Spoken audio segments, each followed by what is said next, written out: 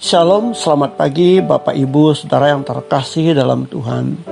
Kembali kita pada renungan pagi Selasa 12 Maret 2024. Pagi ini kita akan merenungkan firman Tuhan dalam Kitab Ulangan pasal 17 sampai pasal 19 dengan tema ketaatan terhadap hukum Tuhan.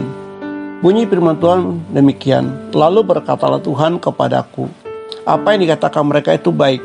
Seorang nabi akan kubangkitkan bagi mereka dari antara saudara mereka, seperti engkau ini.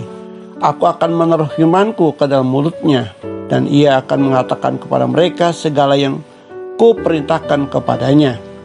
Orang yang tidak mendengarkan segala firmanku yang ucapkan nabi itu demi namaku, daripadanya akan kutuntut pertanggungjawaban. Ulangan pasal 18 ayat 17 sampai 19. Hukum dibuat adalah untuk menjaga ketertiban, keadilan, perlindungan terhadap hak-hak individu, serta masyarakat secara umum. Hukum memberikan kerangka kerja yang diperlukan untuk memastikan kehidupan sosial yang teratur dan adil. Itulah sebabnya betapa pentingnya ketaatan terhadap hukum dan perintah-perintah Tuhan dalam menjalani kehidupan sehari-hari. Dalam kitab Ulangan pasal 17-19 berbicara tentang hukum dan perintah Tuhan kepada bangsa Israel yang harus taati dengan sepenuh hati. Hukum dan perintah Tuhan begitu jelas dan terperinci supaya pemimpin dan bangsa Israel tidak salah dan keliru menjalankannya. Sebab kalau salah dan keliru maka ada konsekuensi yang harus diterima. Oleh sebab itu setiap pasal sudah diatur oleh Tuhan, hukum dan peraturan yang harus taati dan dipatuhi oleh bangsa Israel. Di pasal 17 menekankan hukum untuk pemerintah Israel. Ditekankan bahwa raja harus dipilih oleh Tuhan dan harus memiliki salinan Taurat yang diberikan oleh para imam. Pengkhianat dan penyembah berhala harus dihukum mati, dan keputusan hukum harus diambil dengan berdasarkan kesaksian 2 atau 3 saksi yang dapat dipercaya.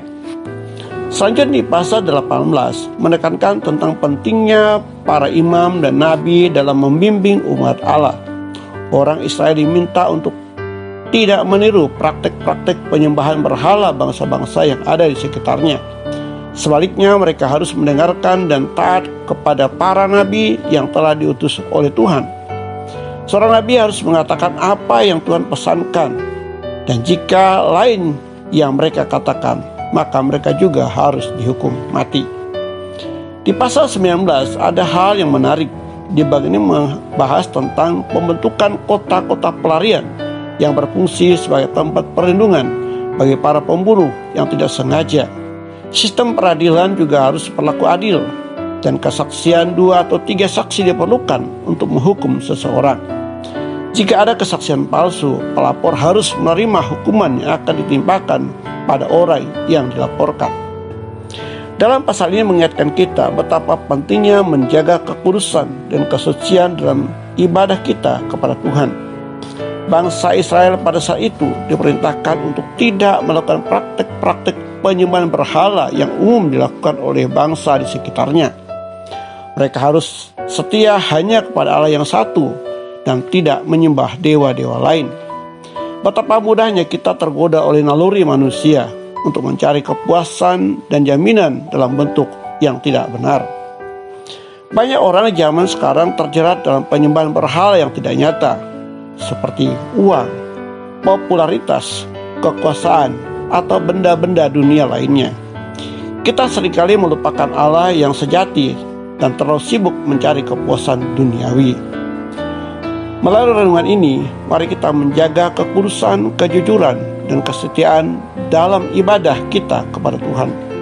Menjadikan Tuhan Yesus Kristus satu-satunya pusat penyembahan kita. Tetap menjaga kekudusan hidup sebagai firman Tuhan katakan, tetapi hendaklah kamu menjadi kudus di dalam seluruh hidupmu, sama seperti Dia yang kudus, yang telah memanggil kamu. Sebab ada tertulis, kuduslah kamu, sebab aku kudus. 1 Petrus pasal 1 ayat 15 dan 16. Biarlah renungan ini menjadi berkat buat kita dan terus belajar untuk taat akan perintah-perintah Tuhan. Selamat pagi, selamat beraktivitas. Tuhan Yesus memberkati.